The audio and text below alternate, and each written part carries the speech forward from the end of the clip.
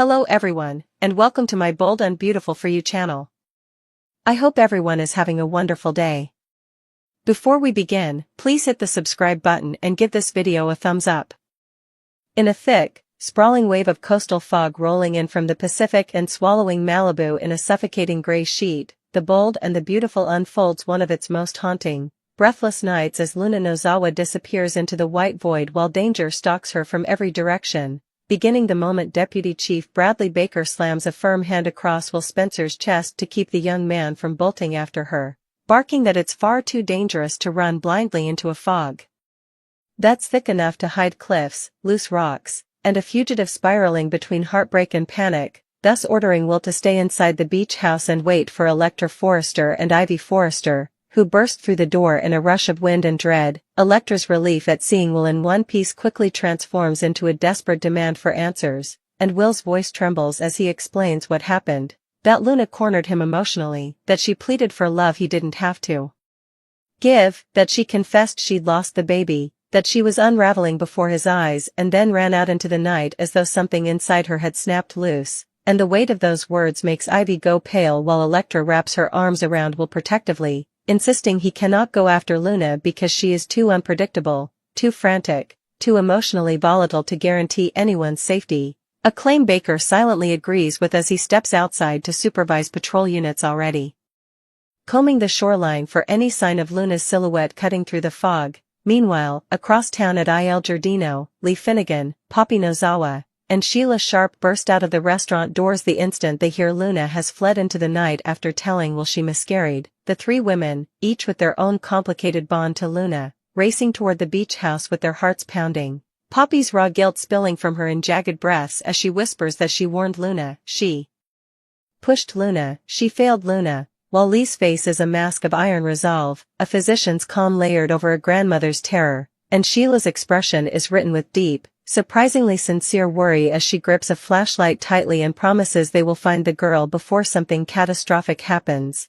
The moment they arrive, Lee immediately takes charge, ordering Poppy and Sheila to spread out while constantly calling Luna's name, her voice echoing out into a night that seems determined to swallow every human sound, a night so quiet that even the ocean sounds far away, muffled behind walls of fog that make the world feel suspended and unreal. And as Lee picks her way through the rocky path along the dunes, she begins speaking not just loudly but emotionally, pleading into the fog itself as if Luna might hear her spirit to spirit even if she no longer stands on stable ground, calling out that whatever darkness has overtaken her granddaughter can still be overcome, that Luna must surrender, must stop running, must let someone help her before she slips beyond the reach of anyone who loves her. And the more Lee speaks, the more the truth comes pouring out, her regrets about not being softer with Luna as a child, her anger at Poppy's failures, her fears about Finn being pulled into another cycle of trauma, her dread that Luna, lost and terrified, might not survive the night.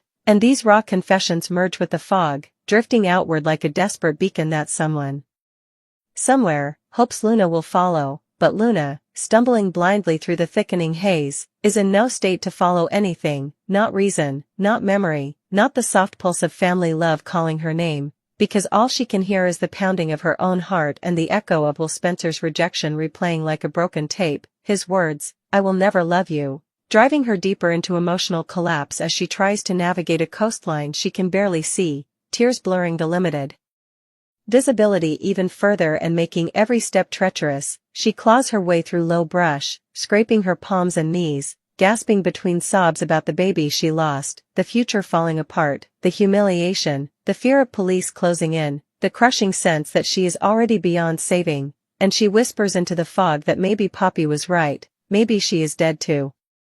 Her mother, maybe she really doesn't deserve to be alive at all after the mistakes she's made, a line that chills the air itself because the fog has been quietly thickening into something dangerous enough to fully distort sound and depth perception, and with each passing second Luna becomes more disoriented, more confused, more certain she's walking in circles even though her feet keep carrying her toward the unstable, rocky outcrop overlooking the water, a section locals know is slippery when dry and lethal when the air is this wet. And while Luna inches toward disaster, back on the beach Lee continues her frantic search, shouting that running will only make things worse, that the police will show mercy if Luna surrenders willingly, begging her granddaughter to come out before she hurts herself, but Lee can feel the truth pressing down on her. The show has been dropping fatal clues for weeks, from Poppy declaring Luna dead to her with a coldness that seemed like foreshadowing, to Luna muttering in previous episodes that she might as well be dead after losing Will, losing dignity, losing the baby, losing every shred of hope she once carried with such bright optimism. And Lee knows from decades of medical experience that people in Luna's fragile psychological state can become impulsive, self-destructive, unaware of danger and unmoored from reality, which sends her speeding her pace, ignoring the jagged rocks cutting into her ankles as she pushes forward. Meanwhile, Sheila, scouring the coastline with a fierce determination that surprises even herself, whispers prayers under her breath, asking whatever higher power might be listening to protect this girl before the night turns tragic. And Poppy, shaking uncontrollably as she stumbles through brush, keeps imagining her daughter lying broken at the bottom of some cliff, her guilt becoming its own suffocating fog that makes her cry out Luna's name with a grief that echoes for miles. Inside the beach house, Will sits down heavily, head in his hands, finally processing the enormity of what Luna confessed, the pregnancy, the miscarriage, the lies, the emotional manipulation, and while Electra squeezes his shoulder and tries to calm him, Will admits through a strained whisper that despite everything, despite the violation, despite the fear, he doesn't want Luna to die, he doesn't want her lost forever. He doesn't want to be the last voice she heard before disappearing into the night, and Ivy watches silently,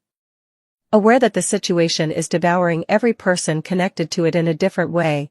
Outside, the fog thickens again, an almost supernatural curtain that reduces visibility to nearly nothing, and Luna, now numb with cold and exhaustion, missteps on a patch of slick earth at the cliff edge, her ankles twisting at an angle that sends her sprawling forward, sliding dangerously close to the ledge as she scrambles for grip, her fingers clawing at mud and roots that threaten to give way as the ocean roars somewhere far below. And for a terrifying moment it looks like the prophecy is coming true, Luna slipping into the darkness, swallowed by the same fog that once represented secrecy but now feels like death's hand creeping over Malibu. But then she drags herself back just enough to avoid the fall, collapsing onto her elbows and sobbing uncontrollably, whispering that she doesn't want to die, that she just wants everything to stop hurting, that she wants someone to save her from herself. At that exact moment, Lee's flashlight beam flickers across the distant shape of a figure hunched near the cliff, and she gasps, sprinting toward Luna with a speed she didn't know she still possessed, calling her granddaughter's name over and over, the desperation in her voice cutting through the fog just enough to make Luna lift her head. But Luna doesn't run, she doesn't answer, she simply stares at Lee with hollow, haunted eyes, too emotionally drained to fight, too numb to decide whether she should surrender or simply let the earth take her. And Lee slowly approaches, hands raised in a gesture of peace, voice trembling as she begs Luna to step away from the ledge, to let her help, to let someone save her before she's swallowed by consequences that can never be undone. But the moment is fragile, tense, and balanced on the edge of fate because the earth shifts beneath Luna slightly, a rock loosening under her weight, prompting Lee to lunge forward instinctively and grab Luna's arm, and as she pulls her granddaughter backward into her embrace, both women cry, both women shake, both women realize how close they came to tragedy. Yet even as Lee holds her, even as Luna leans weakly against her chest, Baker's flashlight beams begin cutting through the fog from behind, police voices calling out, and Luna stiffens, terrified, torn between surrendering and fleeing again, and Lee whispers urgently that running will end badly, that the fog, the cliffs, the panic, it's all too dangerous, that she must choose life now before the night chooses death for her. Whether Luna listens, whether she surrenders or bolts again, whether someone else lurking unseen in the fog alters the outcome, remains the cliffhanger as the episode ends with an ominous sense that fate is circling, waiting, and that something fatal may still be coming for Luna Nozawa before this night is truly done. As the fog coils even tighter around the cliffside like a living thing determined to erase every human outline from the world, Luna Nozawa remains trapped in that agonizing limbo between surrender and flight, trembling violently in Lee Finnegan's arms while Deputy Chief Bradley Baker's flashlight beam slices through the murk like a warning shot of inevitability, his steady voice calling out that officers are approaching and that Luna must keep her hands visible. And even though Lee whispers that this is her chance to stop the spiral, to take her fate back before something irreversible happens, Luna's breath comes in quick, uneven bursts that betray the battle warring inside her, fear of arrest, fear of judgment, fear of losing the last shreds of her identity, but also fear of herself, fear of how close she came to stepping off the cliff and letting the ocean swallow her mistakes forever, which makes her jerk backward instinctively, nearly slipping again as Lee tightens her grip and pleads, "Don't run, sweetheart, please don't run, not now, not when you're this fragile." But Luna's wide, tear-swollen eyes dart between Lee's desperate face and the blurry silhouettes of police approaching through the fog, their forms distorted enough to look like specters of consequence chasing her through the night. Poppy Nozawa and Sheila Sharp appear moments later, stumbling into view with flashlights trembling in their hands, both women calling Luna's name with completely different flavors of desperation, Poppy's sharp and cracking with guilt, Sheila's low and surprisingly maternal, and the collision of their voices overwhelms Luna's already overloaded senses, pushing her closer to panic as the fog swirls at her feet like a rising tide, and Lee tries to shield Luna from the overwhelming Poppy edges closer. Tears cutting down her cheeks like rain, whispering that she knows she failed Luna, that she knows she pushed too hard, judged too harshly, let fear outweigh compassion, and that she cannot bear the thought of losing her daughter again, not to the law, not to the fog, not to death. But out of nowhere Luna's voice cracks through the night, raw and aching as she chokes out, "You already lost me," a sentence that hits Poppy so hard her legs nearly buckle. But before she can respond, a sudden shift in the wind sends a chilling gust across the cliff, whipping Luna's hair and jacket backward, and she instinctively steps away from everyone, closer to the unstable edge, her boots skidding on loose gravel as the cliff gives a quiet but ominous groan beneath her weight. Sheila shrieks at her to stop, Baker orders everyone to freeze, and Lee lunges again, grabbing Luna's arm just as a slab of rock breaks away and plummets into the darkness below, triggering a chain reaction of crumbling earth that sends vibrations up through the ground strong enough to make everyone stumble, and Luna, suddenly realizing how death is quite literally beneath her feet, finally collapses into Lee's arms again, sobbing uncontrollably as Lee drags her backward onto more stable ground. But the danger doesn't end there, because at that moment, someone unseen, someone who had been following quietly through the fog, someone whose motivations aren't yet clear, steps on a brittle branch behind the group, the sharp snap echoing like a gunshot and making Baker whirl around with his hand on his holster as he shouts into the darkness for the figure to identify themselves. But instead of answering, the shadow moves swiftly between two boulders, disappearing deeper into the fog and leaving behind only the faintest sound of heavy breathing, which sends a ripple of dread through everyone, including Sheila, who mutters that whoever that was didn't want to be seen, and while officers spread out to investigate the mystery figure, Luna continues trembling violently, whispering that she can feel something awful coming, that the night isn't done with her yet, that danger is closing in from every direction, and Lee, determined to get Luna to safety before the unseen threat reappears, lifts Luna's chin and tells her she must choose right now, come with her, surrender peacefully, live to face tomorrow, or risk being consumed by a night that seems hell-bent on claiming a victim. Luna hesitates, torn, exhausted, shivering so hard her teeth chatter, and she finally manages to whisper a broken "okay," just as Baker approaches with cuffs at the ready, but before he reaches them, the fog erupts with the sound of frantic footsteps pounding against wet sand, a figure sprinting toward the cliff from the opposite direction, and the group turns as the silhouette bursts into view, wild-eyed, staggering, shouting Luna's name with hysterical urgency before tripping over a fallen branch and tumbling toward the cliff's edge in a horrifying blur. And Luna's scream pierces the fog as this unknown person's body skids across the slippery ground, threatening to plunge over the side unless someone moves fast enough to stop yet another impending tragedy. The sound of boots pounding against concrete echoed like thunder through the underground corridors as Luna clutched RJ's arm for balance, her legs still weak from weeks, maybe longer, of unconscious recovery, and as the red emergency lights strobed above them in nauseating pulses, she could hardly tell where one hallway ended and another began. It was like being trapped inside a maze built for the sole purpose of disorienting anyone who dared to try to flee.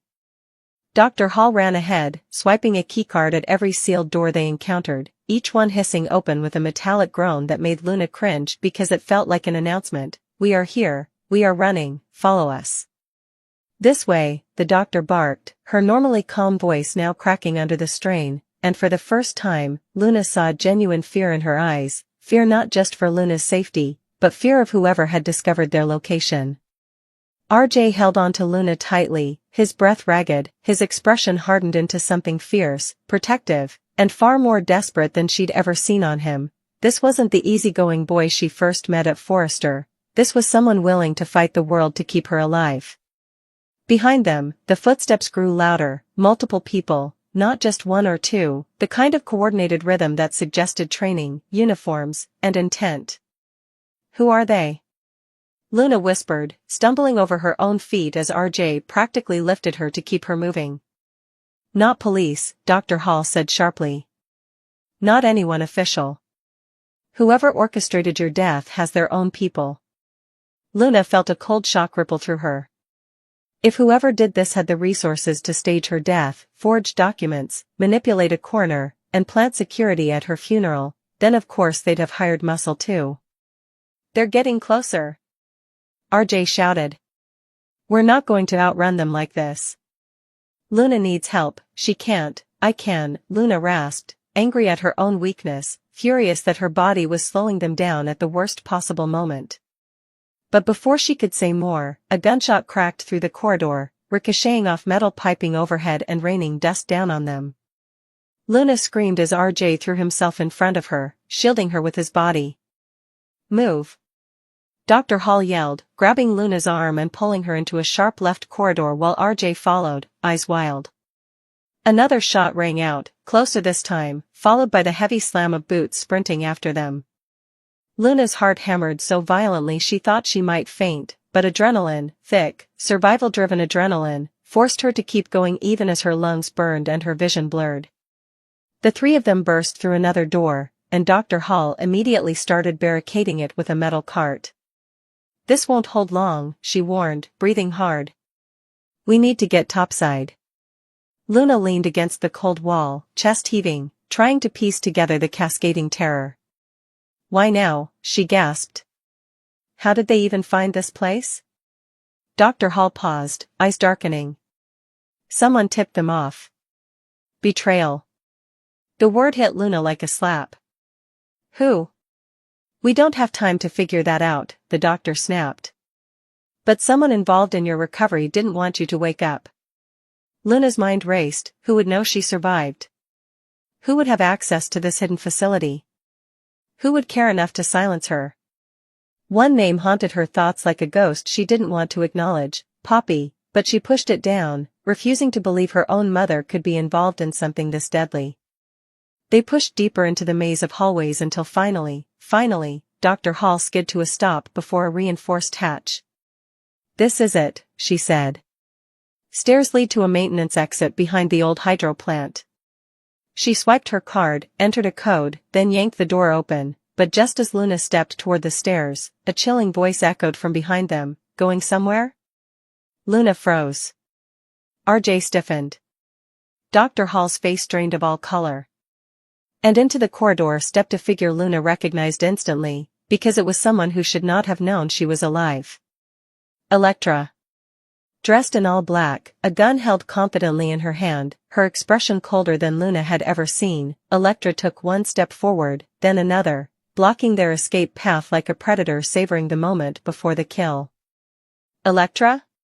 Luna whispered, disbelief flooding her voice. "What are you doing here? How did you find you?" Elektra smiled, a chilling, serpentine smile. "Luna, sweet Luna, you were never supposed to wake up." RJ moved instantly, stepping in front of Luna with both arms outstretched.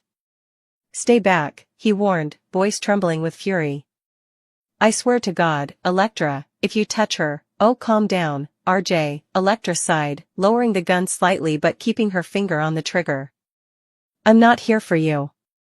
You're just collateral damage." Luna felt her legs begin to shake, not from weakness now, but from the crushing weight of betrayal. "Why?" she whispered. "Elektra, what did I ever do to you?" "You existed," Elektra hissed. "You existed, and suddenly everyone at Forrester was obsessed with you. Your designs. Your talent. Your perfect little love story. Your perfect new daddy billionaire. Meanwhile someone who's been grinding for years, was overlooked." Her voice cracked, anger and jealousy intertwining like barbed wire. You were a threat. And threats need to be removed. RJ lunged forward, but Elektra raised the gun again, forcing him to freeze. Don't, she warned. I won't hesitate. Dr. Hall subtly reached for Luna's arm, trying to angle her toward the stairwell, but Elektra spotted the movement instantly. Aha, she said, voice icy. Nobody is leaving. And then, before anyone could react, another voice cut through the air, put the gun down. Everyone turned. Another figure stepped out from behind the pipes, a man in a dark hoodie, face partially shadowed. Luna's breath caught in her throat. She recognized his silhouette. It was the person who had been watching her. Protecting her. The one who left the warning note. And when he stepped fully into the light, Luna felt her knees nearly give out. It was Will Spencer. Bill's youngest son. The quiet one. The one no one ever suspected. The one who had been following her that night, trying to warn her, trying to pull her from the car. Elektra's eyes widened. You, she spat. I should have finished you off when I had the chance. You should have made sure Luna was gone, Will said, voice chillingly steady for someone so young. Because now I know everything. He stepped closer, never breaking eye contact with Elektra. I saw you force her off the road. I saw you try to drag her back into the car to plant evidence. I saw everything. Elektra snarled, aiming the gun straight at his chest. Then you leave me no choice. And everything happened at once. Dr. Hall shoved Luna toward the stairwell, RJ lunged, Will moved, Elektra fired, but the bullet never reached its target. The facility erupted into chaos as a deafening crash shook the ceiling, another explosion from the upper levels where the attackers had breached the building, and in the confusion, the lights sputtered, plunging the corridor into near darkness. Run! Will shouted, grabbing Luna's hand with one arm and yanking RJ with the other as they dove into the STA.